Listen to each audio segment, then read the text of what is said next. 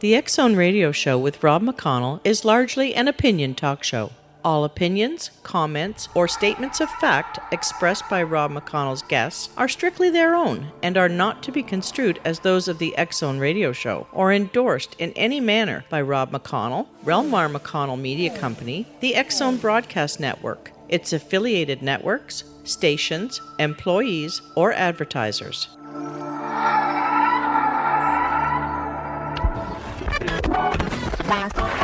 All Hit Radio.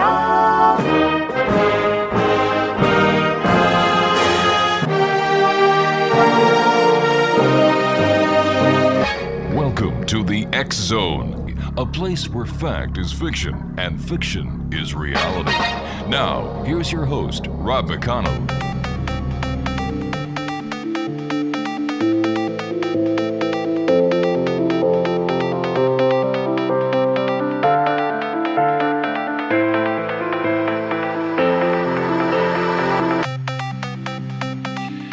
And welcome back to the X Zone, everyone. I am Rob McConnell. We're coming to you from our broadcast center in Hamilton, Ontario, Canada. You can always send me an email, xzone at xzoneradiotv.com. On all social media sites, we're X Zone Radio TV. And you can find out what's going on, what has gone on, and what will be going on here on the radio show by going to www.xzoneradio.com. Thomas Carey is our special guest this hour. Anyone who has any interest at all in UFOs knows Thomas. He's a native Philadelphian, holds degrees from Temple University in Bachelor of Science in Business Administration, and California State, Sacramento, a Master of Arts in Anthropology. Also attended the University of Toronto's PhD program in Anthropology, an Air Force veteran who held a top secret crypto clearance. Tom is now a retired Philadelphia area businessman. He has been a member of the Mutual UFO Network and is state section director for southeastern Pennsylvania from 1986 to 2001, a special investigator for the J. Allen Hynek Center for UFO Studies from 1991 to 2001, and a member of the QFO's Board of Directors from 1997 to 2001. Tom began in investigating aspects of the Roswell Incident in 1991 for the Roswell investigation team of Kevin Randall and Don Schmitt, and since 1998 has teamed exclusively with Don Schmitt to continue a proactive investigation of the case. Tom has authored and co-authored more than 40 published articles about the Roswell events of 1947 and has contributed to a number of books on the subject as well.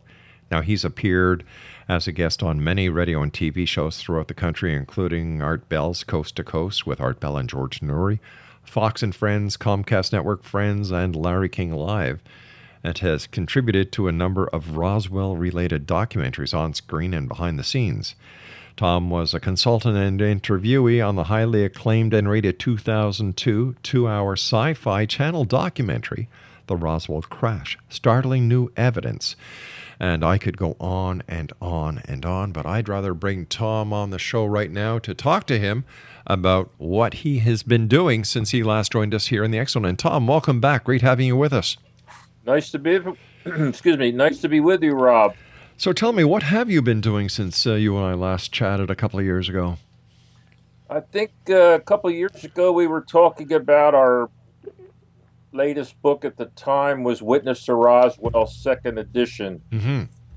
And since then, Rob, we published a book in 2013 called Inside the Real Area 51, The Secret History of Wright-Patterson Air Force Base, which, if you're a Roswell buff, you know that that's where all of the wreckage and the bodies were taken from the 1947 crash. So we sort of picked up the story at that point for that book.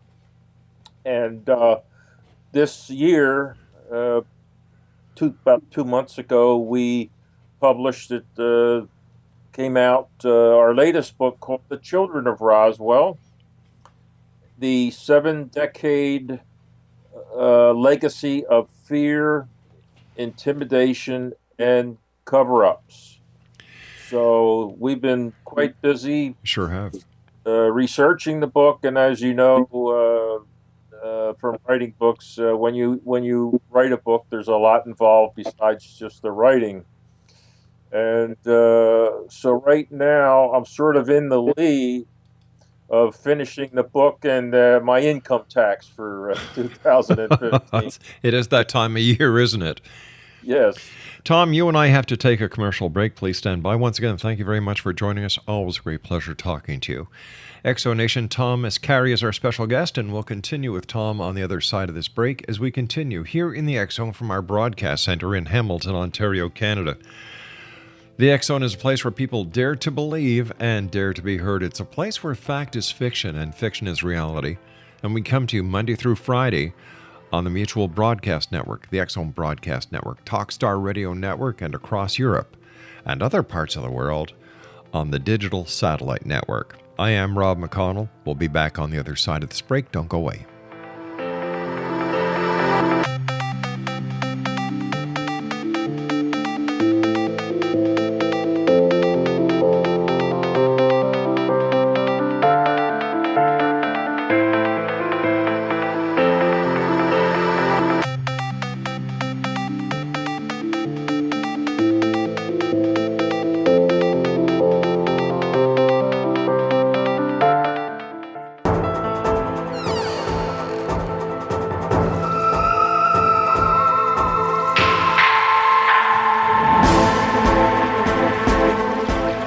Welcome back, everyone. Tom Carey is our very special guest this hour.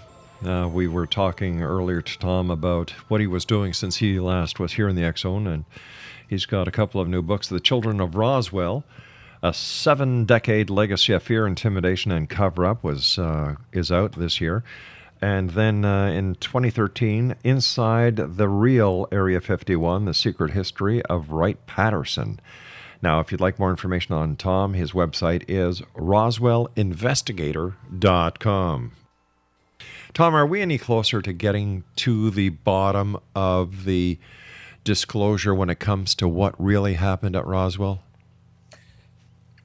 If you mean official disclosure by the government, my answer is no. I have always stated that there will be no disclosure from the United States government. They have too much to keep hidden in the way of illegal behavior and the fact that they've been lying to the American public for almost 70 years now about UFOs. It started with Roswell and has continued until this day. Now, Rob, I remember going back as far as the 1960 presidential election. That was JFK and LBJ, the Lyndon Baines Johnson and John F. Kennedy, ran for president and vice president in 1960. And I remember distinctly Lyndon Johnson in the lead up to the election talking about how if they were elected, they were going to release information, the files about UFOs. And once they were elected, the subject never came up again. And this seems to be the pattern with presidential politics. Jimmy Carter in 1976 or 77, I remember I was in Toronto at the time. He had said that he was going to release startling disclosures. That was the term, startling disclosures about UFOs when he got into office. And it never happened. Never heard any more about it. Ronald Reagan did mention UFOs in a speech, I think it was before the United Nations, where he talked about uniting the world in the case of if there was an attack upon the nations of the earth from someone off the planet. That's as close as we ever came to presidential politics and actually talking about UFOs when you have a president. Now, ironically, Bill Clinton, when he was president, Actually, this was, let's see, he left office in 1998. So this was after he left office. He was given a copy of our book, Witness to Roswell, personally hand delivered by Paul Davids, whose father was Bill Clinton's history professor at Georgetown University. And Paul Davids wrote the foreword to our first book, Witness to Roswell, and he hand delivered the book to Bill Clinton. Now, since then, Bill Clinton has been asked several times by various people about Roswell. Mm-hmm. Did it really happen? And it sounds to me like Bill Clinton never read our book, because he said no, he didn't think anything happened, and if anything happened, he'd want to know. Well, if he read our book, he would have known what happened.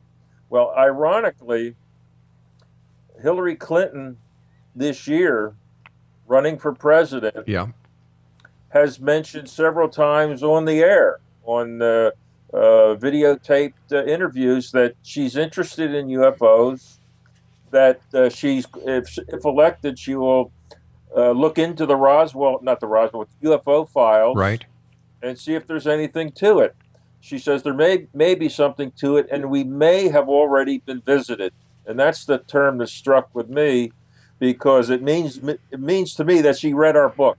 You know, last night on CNN, they were having a debate, and, this is all after Donald Trump has become the official presumptive candidate for the Republican Party, and there were several on the debate on CNN, and one of them said, what are we going to do? Talk about aliens landing and, all the... Sneering. Yeah, exactly.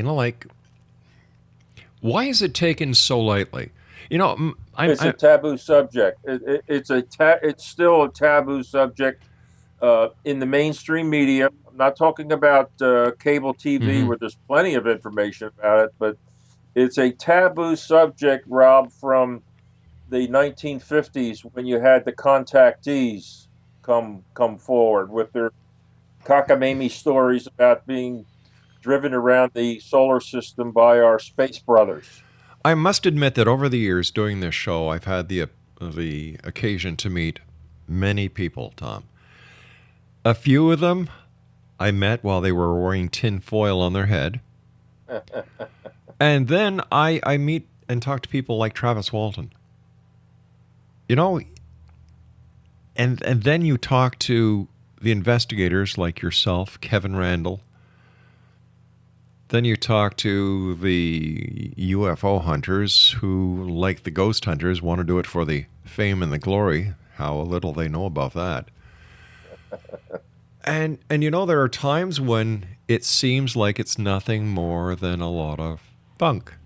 But there are times when I speak to you, I speak to Kevin, I speak to Travis. And you know what? The sincerity and the honesty that comes across, I just shake my head and say, why is this information being suppressed? That is a good question. Back in 1947, there may have been sound reasons to suppress it, at least for a while. Sure. The Cold War had just begun with the Soviet Union. The famous War of the Worlds radio broadcast was still fresh in many people's minds. And the Air Force had no antecedents. They had no prior history with anything like this, how to handle it. And you can understand that until they got a hold of what they had and developed a plan of action for analyzing it and controlling it, they said, well, we got to cover this up, at least for now, because we can't let the people know that we don't know what we're doing on this. And we certainly don't want the Soviets to get a hold of any technology that they might be able to exploit, because the world has changed since World War II. So there were some, I believe, some sound reasons. But the question then is, why is it still today covered up, and there are a number of reasons for it. One, I believe it's because of inertia. It's always been covered up, so it just keeps on going with a life of its own. There's no public mandate to release the files, to have another congressional hearing on this that's meaningful.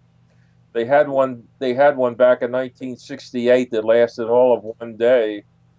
But the subject there is taboo to professional people. I'm talking about doctors, lawyers, politicians, anybody in the public eye whose livelihood depends on their credibility, their believability. They want to get as far away of the subject of UFOs as possible. They don't want their names anywhere near mentioned in the same paragraph, let alone the same sentence as the term UFO. So that's why it's still covered up. There's most notably there's no public outcry for it. We can talk because we're interested in the subject. We're not interested in the people who wear tinfoil on their heads. We're interested in what actually happened, and should this be released? Absolutely.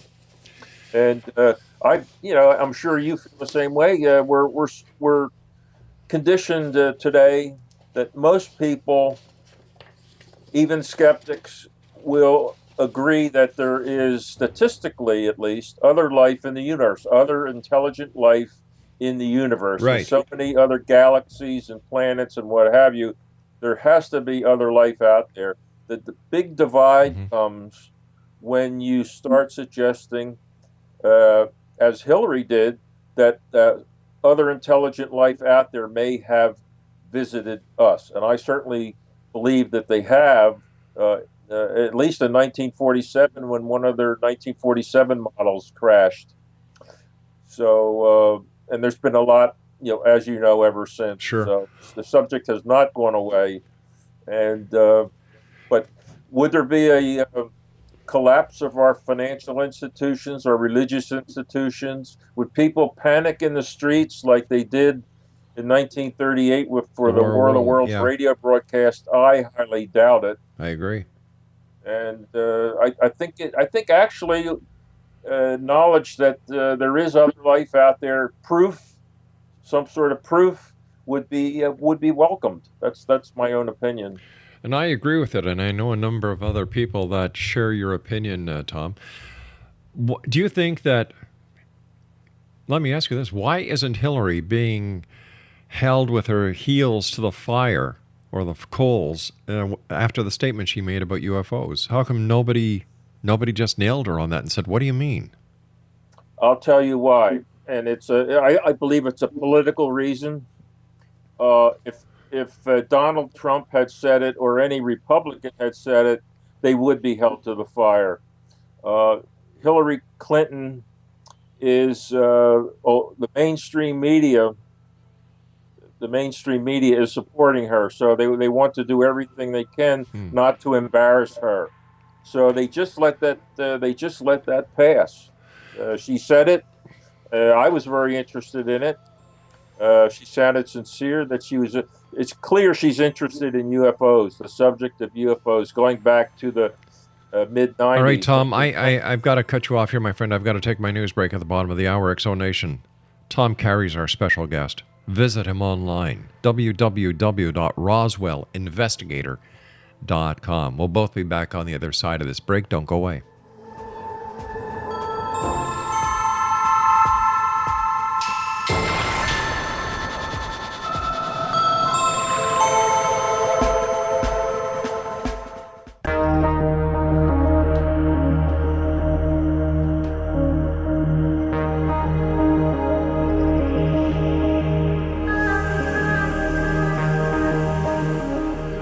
Welcome back, everyone. This is the X-Zone. I am Rob McConnell. We're coming to you from our broadcast center in Hamilton, Ontario, Canada, on the Mutual Broadcast Network, the Talkstar Radio Network, X-Zone Radio Network, and across Europe on the Digital Satellite Network. If you'd like to find out more information about our guest this hour, Tom Carey, his website is roswellinvestigator.com. Tom, in your opinion, what is the smoking gun when it comes to the Roswell case? Well, the smoking gun as we have it, we don't have like the search for a piece of physical evidence. We'd love to have a piece of physical evidence. We don't have it. That would be the smoking gun. But in lieu of that, the smoking gun is the Ramey memo. Now, there could be another one. I'm leaving one out, but right now the Ramey memo comes to mind. That is a piece of paper that it's a telex that General Roger Ramey was holding in his hand at the press conference where they said that the Roswell crash was not that of a extraterrestrial spaceship or interplanetary, as the term they used back then, but it was a weather balloon.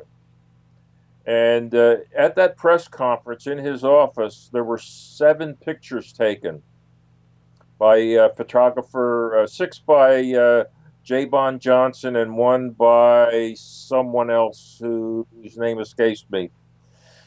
But 4 of the pictures, 2 of the pictures were of Jesse Marcel kneeling beside a weather balloon and the tinfoil radar target. 4 pictures were of General Ramey, 2 by himself and 2 with his adjutant, Colonel Thomas Jefferson Dubose. Now, if you had all those four pictures of Ramey, you could pick out which one was taken first, second, third, and fourth by how many creases, how many times the telex he held in his hand was folded. The one picture that is of use to us today, and I'm sure Ramey never thought of this back in 1947, is the 4th picture taken. And it's obvious to me that between the 3rd and 4th pictures, he tried to take a quick read of the telex that he was holding in his hand, because it was folded up, and you can almost picture J. Bond Johnson saying, "Okay, General, now I want you to kneel down with Thomas Dubose in front of the weather balloon." And he's got the telex in his hand, and the part that he was reading is facing out towards the camera. I'm sure he didn't realize that, because everything is, happening so quickly. And so the picture's taken. Well, in the early 90s, Don Schmidt and Kevin Randall had, I think it was Dr. Richard Haynes, look into, maybe we can read that memo. Let's try to read that memo. Now, this is before personal computers and photographic software. And so he used basically a magnifying device, and maybe he picked out a couple letters, that was it. So not really successful. Well, later on, in the late 90s and early 2000s, a fellow by the name of David Rudiak out in California, now we have computers and software, and he's a professional optometrist. On top of that, he's able to decipher a lot of the memo. And I'll tell you this, Rob, before I ever heard of David Rudiak, I got my own copy of the Ramey memo. Stan Friedman had scanned copies of it down there at the University of Texas at Arlington. He had scanned copies of it and had them for sale on a disc. So I bought one. I think it was $25, and so I plugged the disc into my computer, and I swear to God, within 10 seconds of pulling up that memo, I was able to read the following. And the first line that I could read said, "And the victims of the wreck you forwarded to the," and next line, blah, blah, at Fort Worth, Texas. Within 10 seconds, I was able to read that. And other things that were read are the word disc can be read. Weather balloons would make blah, blah, blah, blah. The next day can be read. So it's clear it's about the Roswell incident, that they had forwarded some wreckage to Fort Worth, where Ramey was headquartered. He was command of the 8th Air Force, to which the 509th Bomb Group in Roswell was attached. And so they're talking about what was sent the day before, and they're talking about a wreck. Now, what kind of a wreck to me means the crash of some sort of structured device, not rubber balloon. Right. And a rubber balloon doesn't leave the kind of wreckage that Jesse Marcel talked about. So, to answer your question, the Ramey memo comes to mind. Plus, I guess I wouldn't call this a smoking gun, but we have approximately 625 witnesses who have given us a piece of the puzzle. Now they all don't know. I mean, none of them knows the the whole story. They only know their little piece, like putting a big puzzle together with little pieces. So I would say the Ramey memo. Also, one of our associates by the name of Anthony Bragalia in Florida has followed the wreckage trail. What became of the wreckage? And he was able to uncover several reports indicating that the Air Corps, later the Air Force, farmed out some wreckage to the Battelle Memorial Institute in Columbus, Ohio, to try to reverse engineer the memory metal. Now, the memory metal is, I'm sure you know what that is. That's the most famous type of metal that was discovered with the Roswell crash. You can wad it up in your hand, scrunch it up, open your hand, it'll unfurl by itself, and just sort of float there in the air and just gently float down to a flat surface where it has no creases. You can't cut it, scratch it, do anything to it.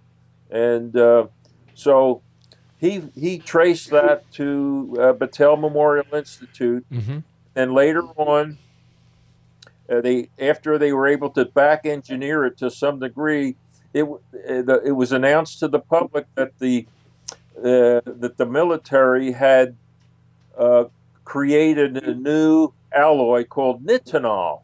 That's spelled Nitinol, like nickel, titanium, and the LOL. The NOL stands for Naval Ordnance Lab, which actually made the announcement. So it's our best attempt at recreating the memory metal from the Roswell crash. It's not as good as the original, but it's our best attempt. It's also called self-morphing metal, and it's used in the space program. It's used in, I mean, you can pull it up on your internet. You can buy it by the roll, by the sheet, by the tube. It's bendable. It goes back to its original shape, but it's not quite as good as the original from the crash, but it's pretty good. Maybe you can help me understand something, Tom. Over the years, one part of the Roswell case has always baffled me, and that is when Jesse Marcel went to the crash site scene, collected some of the debris. Instead of going right back to the base to maintain the chain of custody, he went to his house, let his family touch the material, breaking the chain of evidence. Why did he do that? Well, I'm sure he was not thinking chain of custody. He was thinking, oh my God, I've got something here that probably my family, my kid, Jesse Jr. was 11 years old.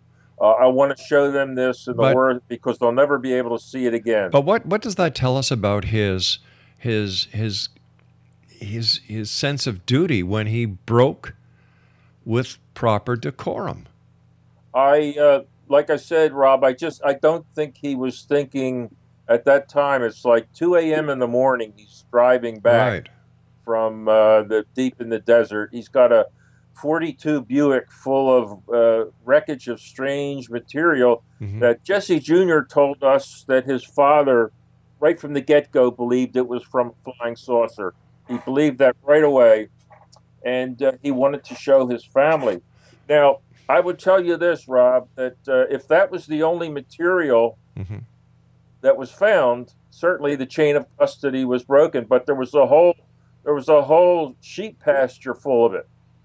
I understand that, but the fact being that here you have a base intelligence officer who did something that was blatantly wrong, and yet he's held as a hero by the UFO community. I don't understand that. Well, he's held as a hero because without him, there's no we would not be talking tonight. But why do we believe him? Because there's so much corroborating evidence. There's so much corroborating evidence in all the wreckage that was found, the bodies that were found. Okay. We don't need Jesse Marcel to save the story for us. But where is the wreckage then? If there's so much of it, and we don't need. It was taken to Wright Patterson. Okay. And there was also accounts that some of it went to Alamogordo, where White Sands was. Some of it went to Los Alamos, but the bulk of it went to Wright Patterson. And we have witnesses, firsthand witnesses, all along the timeline on that, from the crash site to Roswell to Fort Worth to Wright Patterson. So we have witnesses all along the trail. But how come none of this material has shown up somewhere? Well, the number one, the Air Force or Air Corps, as they were called then, they scrubbed the desert floor. They scrubbed the desert floor of every piece that they could find. Now, out in that area, I've been there many times. Right. You get very high winds, blustering winds. So anything very light is going to be blown miles away. But they cleaned up everything that they could see. But I'm sure that there are pieces out there miles away. But if they're ever found, it's by accident, and it'll be like a needle in a haystack. All right. Let me ask you this, okay? Let me ask you this. The fact that Marcel went home 2 o'clock in the morning, woke up his son and wife because he believed he had pieces of a UFO in his vehicle. The fact that you said that, he had in the Buick, he had tons of this stuff, and then there was still the debris at the crash site. Why didn't he keep a piece? Well, he did. And what happened to it? He kept a piece, and we got this from. I guess we got it from Jesse Jr. and or Sheridan Cavett, who he went out to the site with. Right. He had a piece. Cavett and Marcel were good friends. They played cards. Their families got together all the time, and there's a story that the two families were together, and Cavett and Marcel Sr. went into the kitchen with a piece of this stuff, and they put it in a cooking pot. They put it in a pot, trying to heat it up to see if they could do something with it to make it melt or deform in some way permanently, and they couldn't do it. And according to now, it's either Jesse Jr. or Cavett's wife we got this from. Right. That when they came out of the kitchen, they didn't have it. Well, years later, when Schmidt was talking to Mrs. Cavett. Sheridan Cavett was still alive, and she would often say things when Sheridan was out of the room, like, "Oh, he really did. He was very conscientious and blah blah blah blah blah." Well, Sheridan Cavett butts in. Did you ever try looking under that patio in the back of the house? So you put two and two together that they had this piece when they went in the kitchen. They come out of the kitchen, they don't have it anymore. And he's suggesting that they put it underneath the patio that had been recently poured. Well, we tried several times to, number one, buy that house, but we always missed out on it because the plan is to break up that patio to see if that, if it's really under there. Right. And so we missed out on it. We also we offered to the one of the owners. It's been sold several times. We offered to one of the owners that if they would let us break up, the patio is now inside the house as the floor of the family room, and we said we'd like to break up this floor, and we will put back a floor that was better than before. But they didn't go for that. So it's still there awaiting. I hope it's not Geraldo's Capone safe, but it's still there tantalizing us all these years, Rob. So that's that story. Yes, he did keep a piece, and we think he might have put it underneath the patio. All right, stand by, Tom. You and I have to take our final break for this hour. X-Zone Nation, Tom Carey's our special guest. His website is www.roswellinvestigator.com, and Tom and I will be back on the other side of this break as we continue here in the X-Zone from our broadcast center in Hamilton, Ontario, Canada.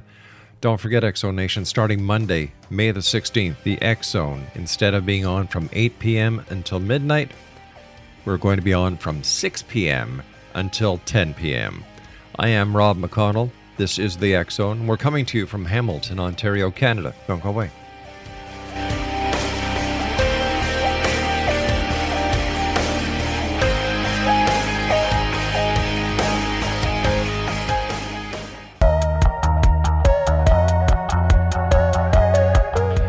X-Zone Nation, Tom Carey's our special guest this hour, www.roswellinvestigator.com. First of all, Tom, always great talking to you. Thank you so much for sharing your time with us here tonight in the X-Zone.